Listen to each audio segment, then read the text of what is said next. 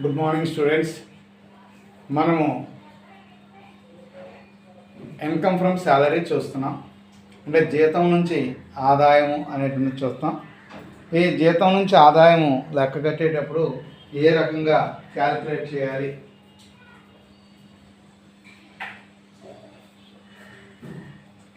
అనే విషయాన్ని మనం పరిశీలించి చూసినప్పుడు, ఈ జీతం నుంచి ఆదాయం లెక్కించాలి అంటే ఫస్ట్ మీకు ఒక ఫార్మేట్ ఇవ్వడం జరిగింది.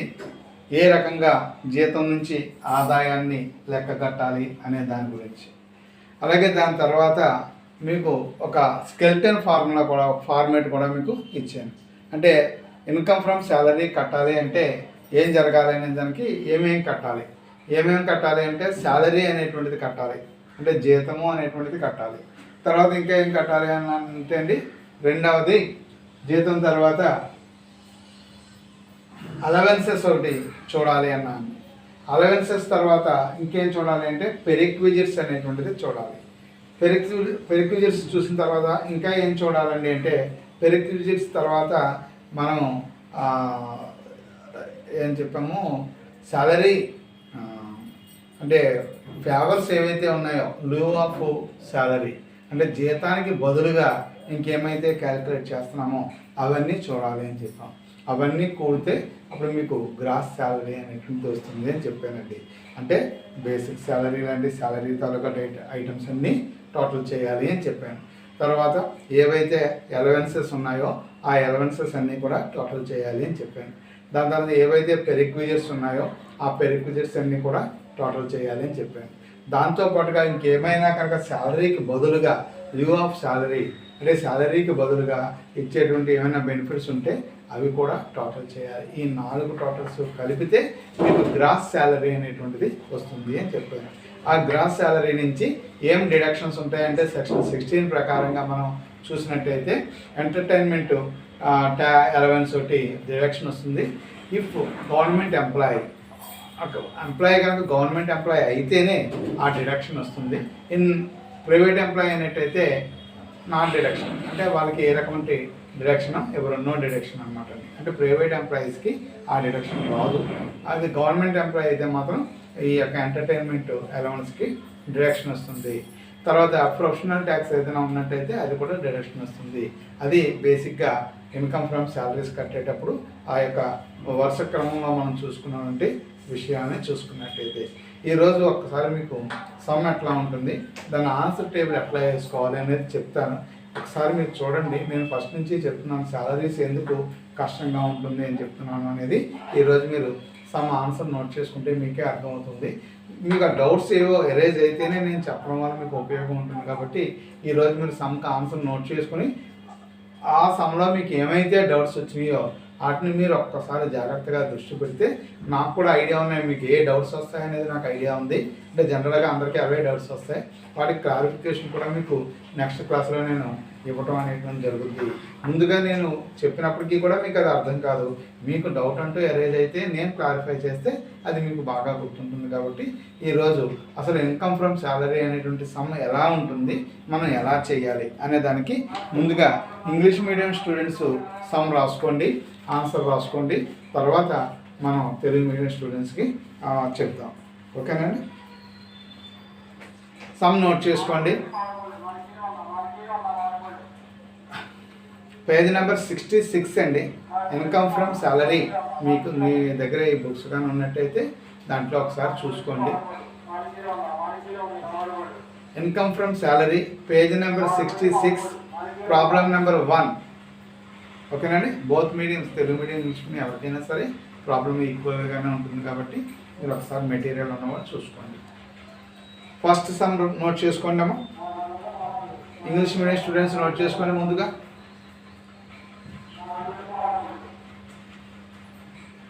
ఇంకేమీ పేజెస్ గ్యాప్ అదేమి మొదలైన అవసరం లేదు. నేను ఎట్లా చెప్పుకెళ్తున్నానో ఆ రకంగానే మీరు నోట్ చేసుకోండి. First some, Arjun is working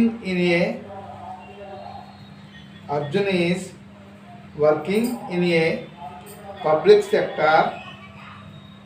sector undertaking undertaking with the following payments, compute taxable salary. మరొకసారి చూసుకోండి. Arjun is working in a public sector undertaking with the following payments. Compute taxable salary. One by one మీరు points కింద రాసుకోండి. అలా పేరాలా ఉంటే మనకు అర్థం కాదు. అందువల్ల మీరు రాసుకునేటప్పుడు ఏం చేస్తారంటే పాయింట్ వైజ్ ఇలా ఒకదాని తర్వాత ఒకటి రాసుకోండి. First point number one basic pay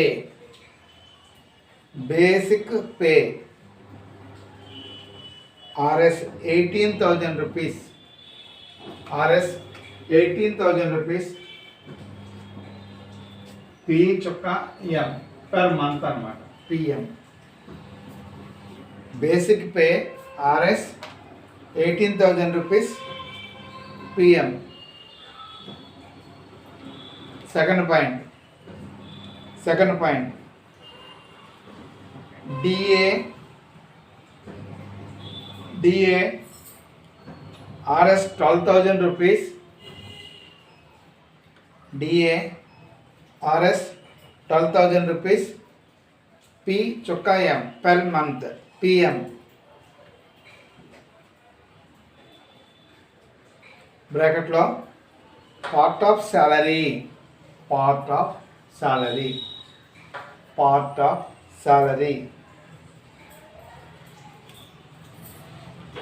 మూడో పాయింట్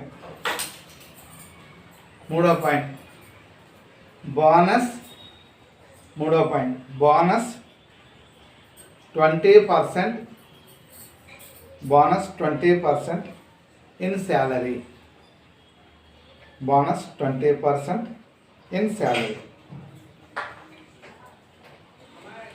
మూడో point bonus 20% in salary. Fourth point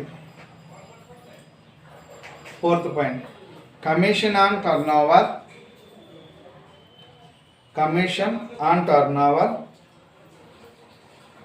Rs 40,000 rupees 40,000.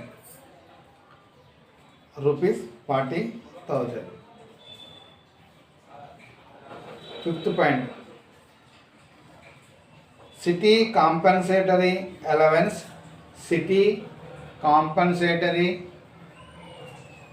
city compensatory allowance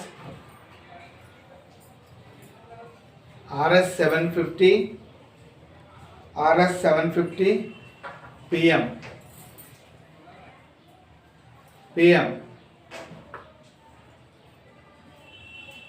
City compensatory allowance Rs 750 PM. Sixth point entertainment allowance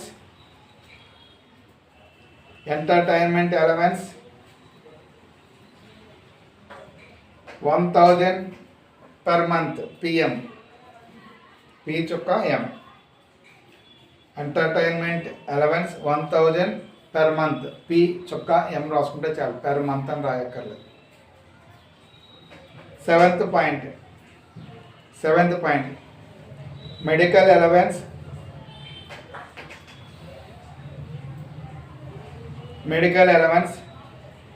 800 per month.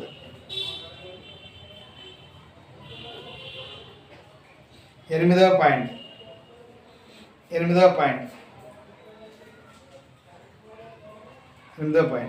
House rent allowance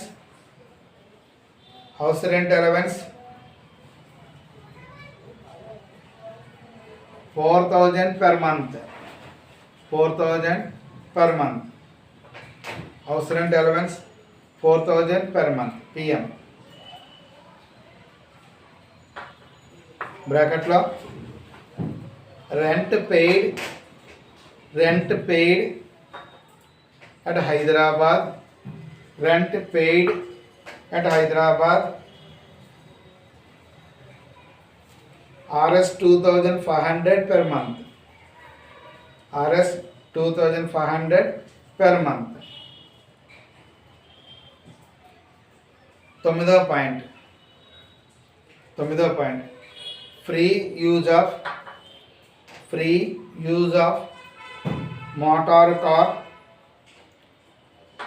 Free use of motor car of 1.8 liter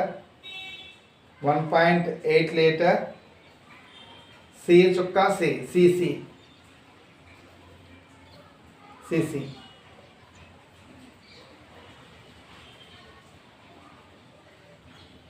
తర్వాత 10th point LIP అంటే life insurance policy అండి.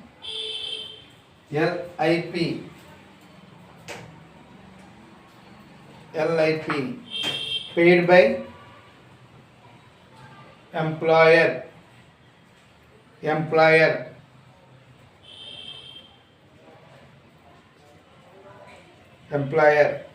18,000 rupees. 18,000 rupees.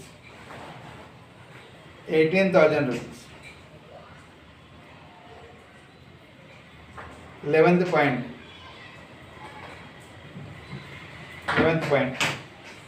Employee and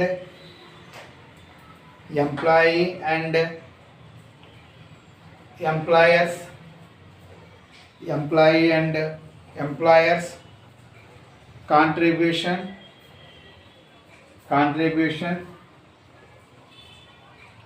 to RPF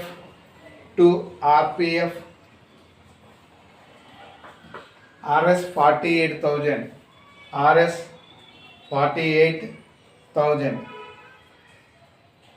bracket లో each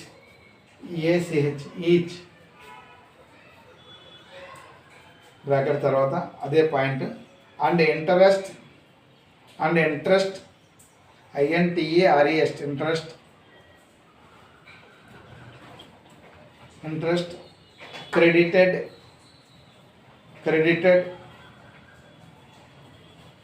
thereon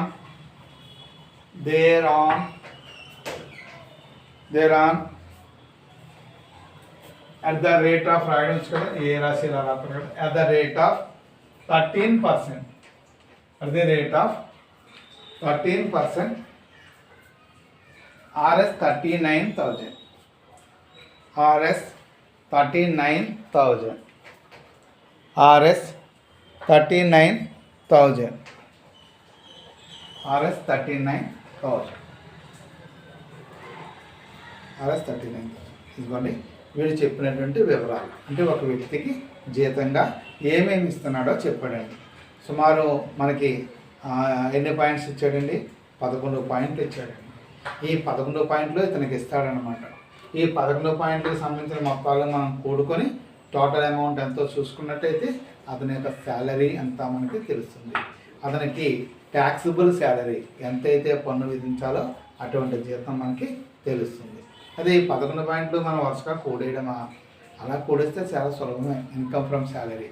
కానీ అలా కూడటం కాదు. ఆ కూడే సమయంలో వాటికి సంబంధించినటువంటి రూల్ పాయింట్స్ని మనం చూసుకుంటూ కూడుకుంటూ వెళ్ళాలన్నమాట. ముందుగా ఒకసారి ఆన్సర్ నోట్ చేసుకోండి. ఆన్సర్ నోట్ చేస్తున్నప్పుడు మీకు కూడా కొంతవరకు చెప్తాను. మళ్ళీ వీటికి సంబంధించినటువంటి నోట్ పాయింట్స్ తర్వాత క్లాసులో ఇవ్వడానికి ప్రయత్నం చేస్తాను. ఓకేనండి. ఇంగ్లీష్ మీడియం నోట్ చేసుకున్న తర్వాత తెలుగు మీడియం వాళ్ళకి మళ్ళీ సమ్ చెప్పి ఆన్సర్ చెప్తాను. అంటే ఫస్ట్ సమ్ కదా, అర్థం అవ్వకపోతే ఇబ్బంది పడతారు. ఇద్దరికి ఒకేసారి చెప్తే. అందువల్ల ముందుగా ఇంగ్లీష్ మీడియం స్టూడెంట్స్ ఏం చేస్తారండి అంటే ఇన్కమ్ ఫ్రమ్ శాలరీ అని చెప్పి ఒక స్టేట్మెంట్ ఒక పేజీ ఉండేలాగా తీసుకోండి.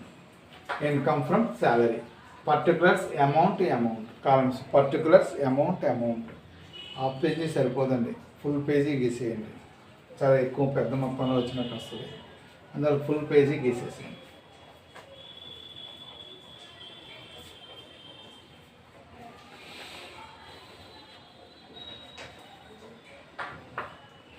పర్టికులర్స్ అమౌంట్ పర్టికులర్స్ అమౌంట్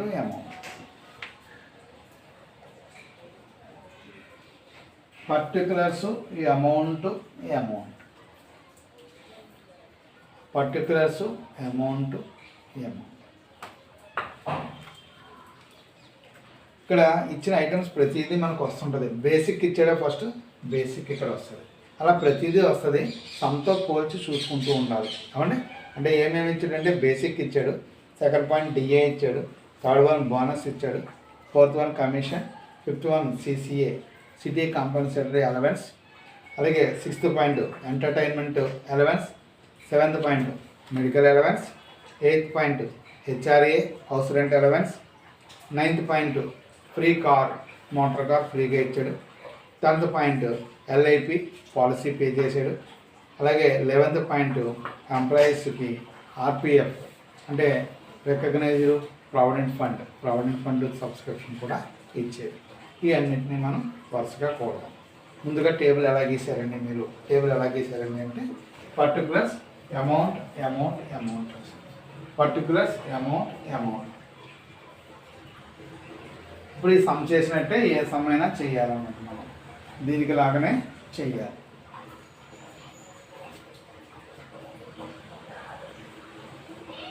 ముందుగా శాలరీ అని రాసుకోండి.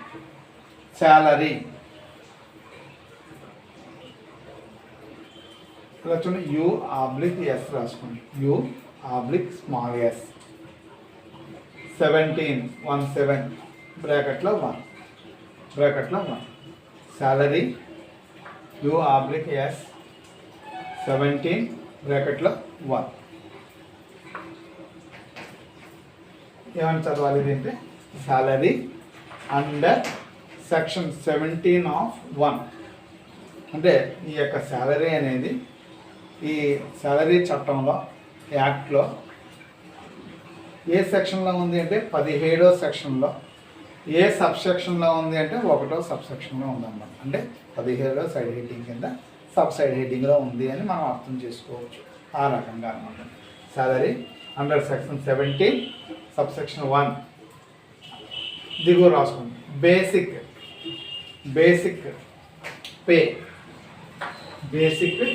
పే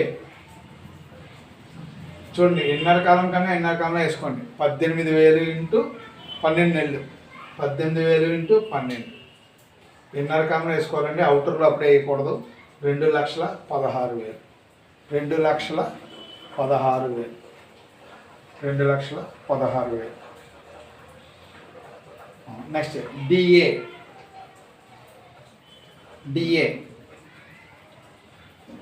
12,000 ఇంటూ 12 నెలకి 12,000 అన్నారు.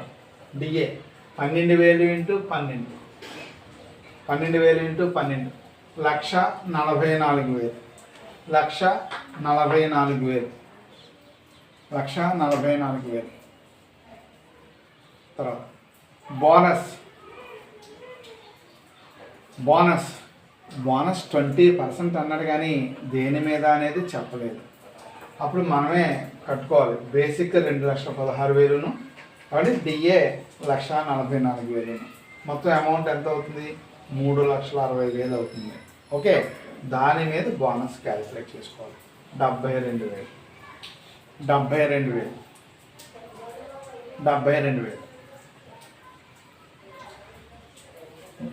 2,16,000 ప్లస్ 1,44,000 ఈజ్ ఈక్వల్ టు 3,60,000 వచ్చింది. వాడు 20% చెప్పాడు, క్యాల్కులేట్ చేస్తే 72,000 వచ్చింది. తర్వాత commission on turn over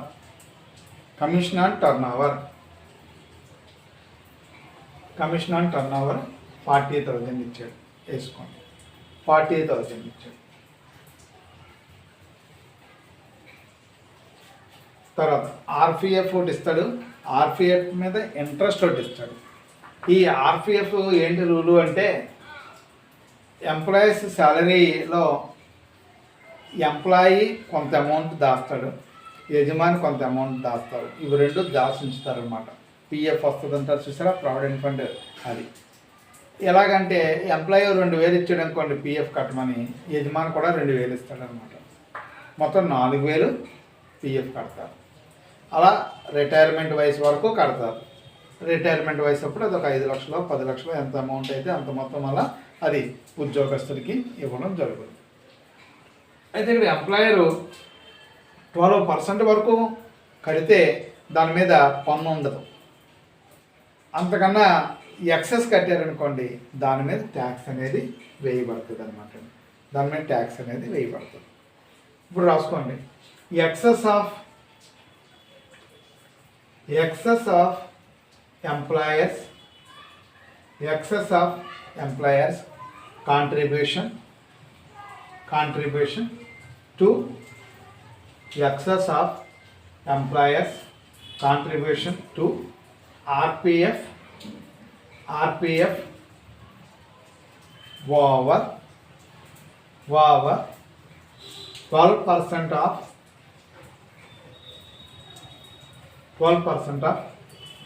employers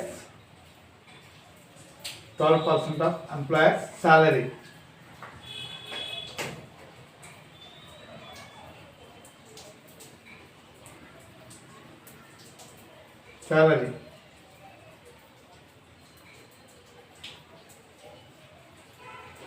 Salary, comma, excess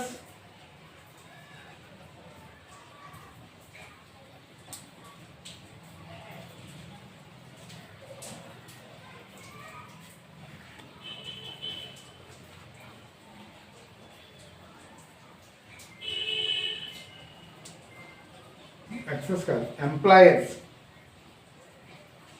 salary, employers contribution ఎంత ఇచ్చాడంటే 48,000.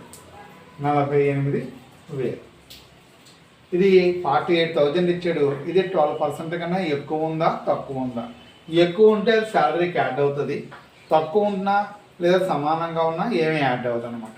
అందుకని కింద మైనస్ దాని కింద ఇది 48,000 వేసాక దాని కింద 12% of employers salary. 12% of employers salary.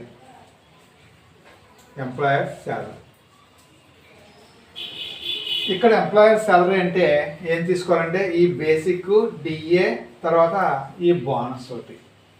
ఏదండి ఇది కమిషన్ ఉంది చూసారా, ఇది బోనస్ కాదు కమిషన్. ఈ కమిషన్ తీసుకోవాలి. Basic, DA, commission.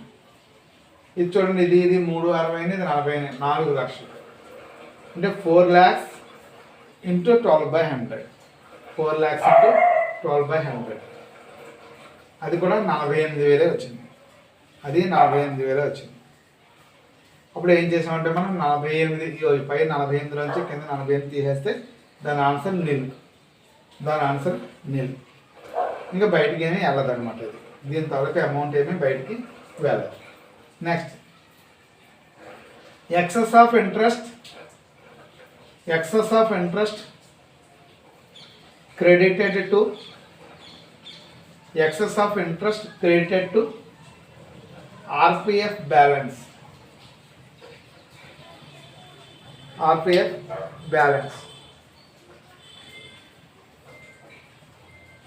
Excess of interest credited to RPF balance over 9.5%. Over 9.5%. Next line. At 13% dash పెట్టి 39,000 మైనస్ 9.5%. బ్రాకెట్లో 39,000 ఇంటూ 9.5/13.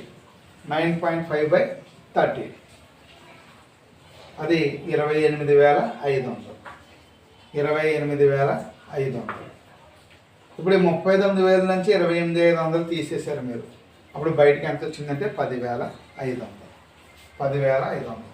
ఈ 9.5 ఎలా చేశారంటే వాడు ఇవ్వడం 13% ఇచ్చారు కదా, అంటే 13% 39,000 అయినట్టయితే 9.5% హౌ మచ్ అని క్యాలిక్యులేట్ చేసుకోవాలి. ఇది ఎలా వేయాలని చెప్తాను నేను. 9.5 ఇంటూ 39,000 బై ఈ పైన ఉన్నది కిందకు వస్తుంది. అలా వచ్చింది అన్నమాట. ఓకే, ఇది ఇట్లా వచ్చింది. ఇప్పుడు 39,000 ఇంటూ 9.5 బై 13 అంటే 28,500 వచ్చింది. ఇది ఇందులోంచి తీసేసాం. తీసేస్తే మీకు 10,500. ఇది ఫస్ట్ హెడ్డింగ్లోకి వచ్చే ఐటమ్స్ అండి. ఇవి ఫస్ట్ హెడ్డింగ్లోకి వచ్చే ఐటమ్స్. ఇవంతా కలిపి ఒక్కసారి బయట వేయండి. ఇవంతా కలిపి ఒకసారి బయట వేయండి. 4,82,500. 4,82,500. 4,82,500. నెక్స్ట్ ఇప్పటికి శాలరీ కట్టేసాం మనం ఏమండి. తర్వాత అలవెన్సెస్ కట్టాలి. అలవెన్సెస్ సడేడి అలవెన్సెస్. ఇది సెక్షన్ ఎలాగంటే U/S 17 బ్రాకెట్లో 3 సెకండ్ 2 ఇంగ్లీష్లో రోమన్ అంకెల్లో 2 సెకండ్ పాయింట్ 2 వేస్తారు కదా, 2 పాయింట్స్ వేస్తాం కదా, 1 పాయింట్ 2 పాయింట్ అలా వేస్తాం కదా. పాయింట్ నెంబర్ 1 పాయింట్ నెంబర్ 2 అలా 2 రోమన్ నెంబర్స్లో 2 సెకండ్ ఆల్ఫాబెట్లో ఐ లెటర్స్ అలాంటివి రెండు. దీన్ని మనం చదివేటప్పుడు అలవెన్సెస్ అండర్ సెక్షన్ 17 ఆఫ్ 3 అంటే 17 సబ్ సెక్షన్ 3 అండర్ 2 అనమాట. దాంట్లో మళ్ళీ రెండో పార అంటే 17వ సెక్షన్లో 3వ సబ్సెక్షన్, 3వ సబ్సెక్షన్లో 2వ పాయింట్ ప్రకారంగా అని చెప్తున్నాం. కింద లైన్ రాసుకోండి. అలవెన్సెస్ నోట్ చేసుకున్నాక కింద line city compensatory allowance. City compensatory allowance. City compensatory allowance 750 ఇచ్చాడు ఇంటూ 12 సంవత్సరానికి కట్టాలి కదా. 750 ఇంటూ 12. 750 ఇంటూ 12 అంటే అదే 9,000. 9,000. Next entertainment allowance. Entertainment allowance 1,000 రూపాయలు ఇచ్చాడు ఇంటూ 12. 1,000 రూపాయలు into 12 12,000. 12,000. Medical allowance. Medical allowance 800 into 12. 800 into 12 9,600. 9,600. Next house rent allowance. House rent allowance. House rent allowance 4,000 into 12. 4,000 into 12 48,000. దీనికి రూల్ పాయింట్ చెప్తాను తర్వాత. హౌస్ rent allowance 4,000 into 12 inner column కన్నా inner కాలం 48,000. దీనికి 3 items చూసి విచ్ ఈజ్ లీస్ట్ ఏది ఉంటే అది తీసుకోవాలన్నమాట.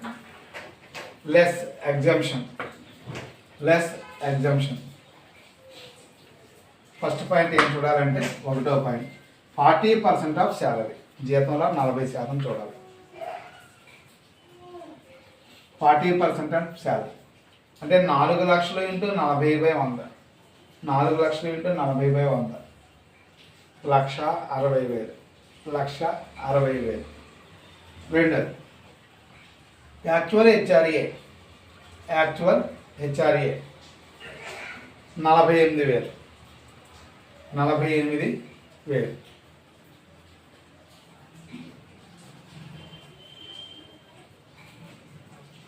48,000. మూడో point rent paid minus 10% of salary, 10% of salary, salary.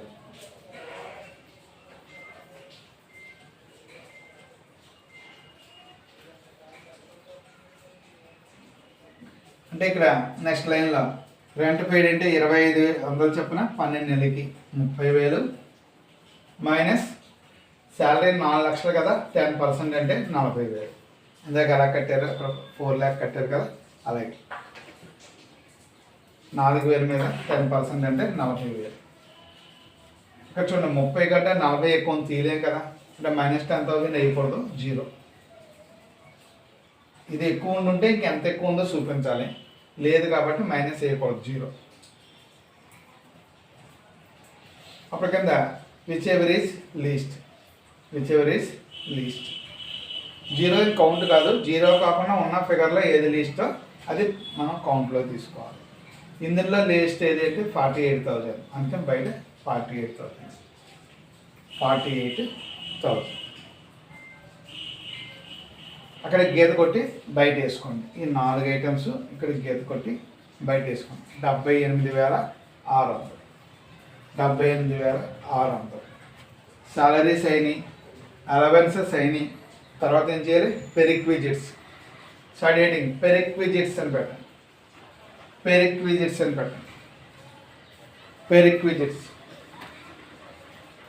ఇక్కడ సెక్షన్ 17 అంటే యూఎస్ అన్నమాట. అండర్ సెక్షన్ పెరిక్విజిట్స్ యూఎస్ 17 బ్రాకెట్లో 2, 17 of 2. Side heading, side heading. దాంట్లో free use of motor car, free use of motor car.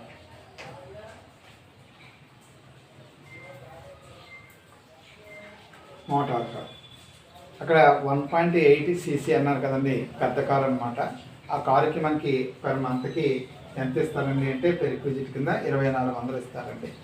అందుకని 2,400 × 12 ఎంత తీసుకుంటాం అన్నమాట. 2,400 × 12 28,800, 28,800, 28,800. తర్వాత LIP, LIP paid by, LIP paid by employer, LIP paid by employer 18,000.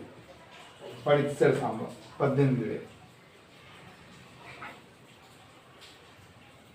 తర్వాత పెరిక్విజిట్స్ తర్వాత ఇంకేం తీసుకోవాలి, profits Liu of salary, profits Liu of salary, LIEU, profits Liu of salary.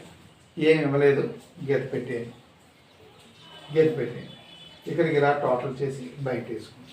ఇది టోటల్ చేసి బయట వేసుకోండి. 46,800, 46,800. మొత్తం 3 ఐటమ్స్ వచ్చినాయి. 4,82,000 ఒకటి, 78,000 ఒకటి, 46,000 ఒకటి. మొత్తం కూడితే 6,07,900, 6,07,900. దాన్ని ఎదురుకుండా గ్రాస్ శాలరీ, దాన్ని ఎదురుకుండా గ్రాస్ శాలరీ, గ్రాస్ శాలరీ. దాని కింద minus deduction, minus deduction under 16, under 16 entertainment allowance, entertainment allowance. ఇది గవర్నమెంట్ ఎంప్లాయీ అని చెప్పలేదు, అందుకని బ్రాకెట్లో నాట్ డిడక్టబుల్, నాట్ డిడక్టబుల్, తగ్గింపు ఏం లేదు, నాట్ డిడక్టబుల్ డాష్, డాష్. ఇప్పుడు 6,07,000 నుంచి డాష్ తీసేస్తే మన కింద 6,07,900, 6,07,900.